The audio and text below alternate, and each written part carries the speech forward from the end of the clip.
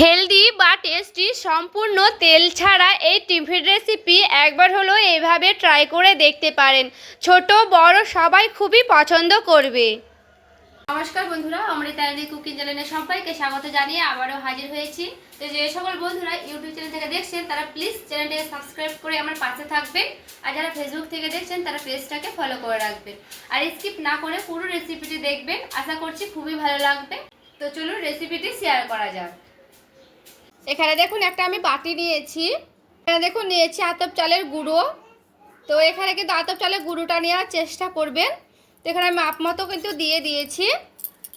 পরে দেখুন ওই বাটি মেপে এক বাটির মতো নিয়েছি জল। তো এখানে আমি অল্প অল্প করে দিচ্ছি জল, আর এইভাবে হ্যান্ডরাইটের সাহায্যে এইভাবে খুব সুন্দর করে মাখিয়ে নেব। তো আমি কিন্তু একসঙ্গে দিচ্ছি না জলটা, এইভাবে অল্প অল্প করে দেব, আর এইভাবে অল্প অল্প করে হ্যান্ডরাইটের সাহায্যে এইভাবে মাখিয়ে নিচ্ছি। তো দেখুন এইভাবে কিন্তু একসঙ্গে দিলে বেশি ডালা পেকে যেতে পারে, তার জন্য কিন্তু অল্প অল্প করে আমি দিচ্ছি। তো এইভাবে অল্প অল্প করে দিয়ে হ্যান্ডরাইটের সাহায্যে কিন্তু খুব সুন্দর করে এইভাবে মাখিয়ে নিতে হবে। তো এরপরে খুব সুন্দর করে দেখুন এইভাবে আমি মাখিয়ে নিচ্ছি। এখানে দেখুন প্রায় আমি 5 মিনিটের মতো এইভাবে খুব সুন্দর করে ফেটিয়ে নিচ্ছি। এতে করে খুব সুন্দর করে ফেটালে বেশি ভালো হয়, তার জন্য কিন্তু এইভাবে হালকা জল দিয়ে খুব সুন্দর করে এইভাবে ফেটিয়ে নিতে হবে। তো 5 মিনিটের পর ফিরে আসছি। প্রায় 5 মিনিট পর ফিরে এলাম, আর এখানে দেখুন কি সুন্দর একেবারে কিন্তু ঘনত্বটা দেখুন। যেহেতু এখানে হালকা উষ্ণ গরম জল দিয়েছি, তার জন্য কিন্তু এই ব্যাটারটা একটু ফুলে ডবল হয়ে যেতে পারে। তো এখানে আমার আরও কিছু অ্যাড করতে হবে। তো নিয়ে নিয়েছি এই বাটির মেপে 2 বাটি দেব সুজি। এখানে আমি 2 বাটির মতো দিয়ে দিলাম সুজি। সুজিটা দিয়েও চালের মিশ্রণটার সঙ্গে খুব সুন্দর করে এইভাবে ফেটিয়ে নিতে হবে। তো আমি খুব সুন্দর করে এইভাবে আবারও দেখুন নাড়াচাড়া করে নিলাম। দেখুন খুব সুন্দর সুজিটার সঙ্গে আর চালের ওই মিশ্রণটার সঙ্গে গুড়ির মিশ্রণটার সঙ্গে খুব সুন্দর করে এইভাবে আমি নাড়াচাড়া করে নিলাম। এরপরে দেখুন ওই বাটিতে যে জল ছিল ওই জলটাই আমি দিয়ে দিচ্ছি আবারও। এরপরে দেখুন সেই জলটা দিয়ে খুব সুন্দর করে এইভাবে আমি আবারও মিশিয়ে নিচ্ছি। তো এইভাবে খুব সুন্দর করে দেখুন মিশাতে হবে। তো আমি আবারও হ্যান্ডরাইটের সাহায্যে খুব সুন্দর করে প্রায় 2-3 মিনিট এইভাবে হ্যান্ডরাইটের সাহায্যে এইভাবে দেখুন মিশিয়ে নিচ্ছি। এখানে দেখুন বন্ধুরা খুব সুন্দর করে কিন্তু ফেটানো হয়ে গেছে। তো এখানে আমি দিয়ে দিচ্ছি ঢাকা দিয়ে খুব সুন্দর করে রেস্টে রেখে দিচ্ছি কিছুক্ষণ। এবার আমি দেখুন ঢাকাটা উঠিয়ে নিলাম, আর এখানে দেখুন কি সুন্দর একেবারে কিন্তু ঘনত্বটা দেখুন কতটা পাতলা ছিল আর কেমন ঘনত্বটা এসেছে। তো এইভাবে আবারও আমি খুব সুন্দর করে নাড়াচাড়া করে নিচ্ছি। দিয়ে দিচ্ছি ওই বাটি মেপে আটা। এখানে আমি সাদা আটাটা নিয়েছি, আপনারা লাল আটাটাও নিতে পারেন। এরপরে খুব সুন্দর করে আটার সঙ্গে এভাবে আবারও মিশিয়ে নিতে হবে। এইভাবে খুব সুন্দর করে হ্যান্ডরাইটের সাহায্যে 5 মিনিটের মতো এইভাবে আমি ফেটিয়ে নিচ্ছি। এখানে যেমন করে ফেটাবে ব্যাটারটা যত ফেটাবেন তত কিন্তু এই টিফিনটা খেতে ভালো লাগবে, আর একেবারে নরম তুলতুলে স্পঞ্জি হবে এই টিফিন রেসিপিটা। এরপরে খুব সুন্দর করে এইভাবে আমি ফেটিয়ে নিচ্ছি। এখানে আমি একটু হাত দিয়েও দেখুন ফেটিয়ে নেওয়ার চেষ্টা করছি।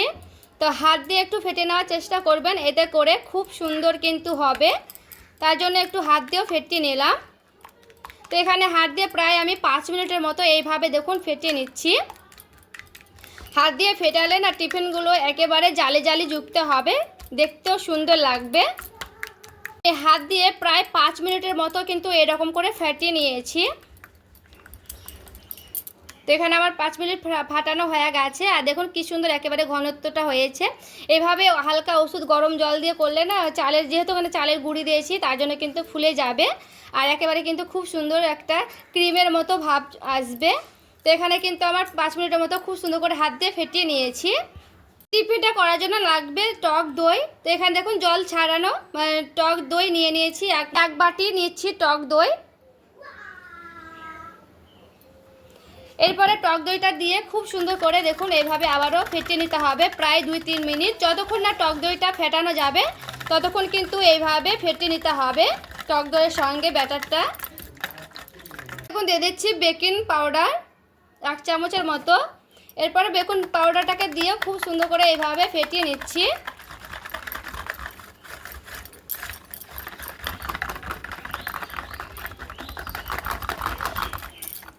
নিয়ে নিচ্ছি দেখুন লেবু, এক চল লেবু দিয়ে দিচ্ছি এইভাবে। এরপরে লেবুটা দিয়েও খুব সুন্দর করে এইভাবে আমি ফেটিয়ে নিচ্ছি।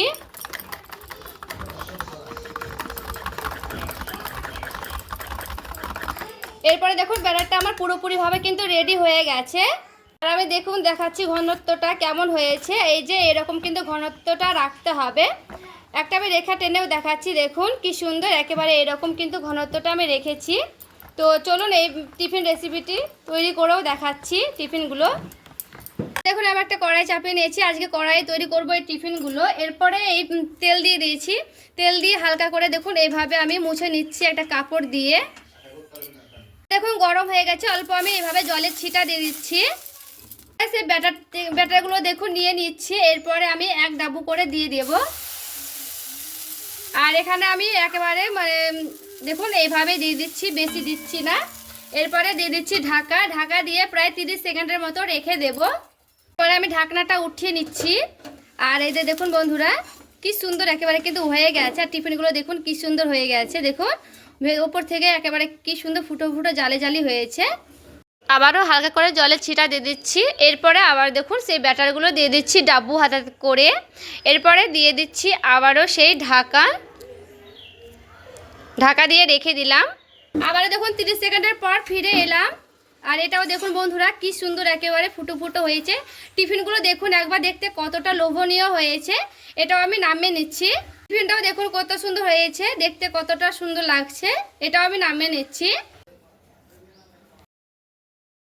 দেখুন বন্ধুরা কত সুন্দর হয়েছে টিফিন রেসিপিগুলো, দেখতে দেখুন একেবারে জাস্ট দারুণ হয়েছে। খেতেও কিন্তু খুবই সুন্দর হয়েছে। দেখুন একেবারে নরম স্পঞ্জি। এই তেল ছাড়া টিফিনগুলো স্কুল বা অফিসে নিয়ে যেতে পারবেন, খেতেও কিন্তু খুবই দারুণ হয়। এই টিফিন রেসিপি কেমন লেগেছে অবশ্যই কমেন্ট করে জানাতে ভুলবেন না বন্ধুরা। ভালো লেগে থাকলে প্লিজ লাইক করবেন আর চ্যানেলটাকে সাবস্ক্রাইব করে আমার পাশেই থাকবেন। তো দেখা হচ্ছে আরও একটি রেসিপির সঙ্গে। সবাই ভালো থাকবেন, সুস্থ থাকবেন।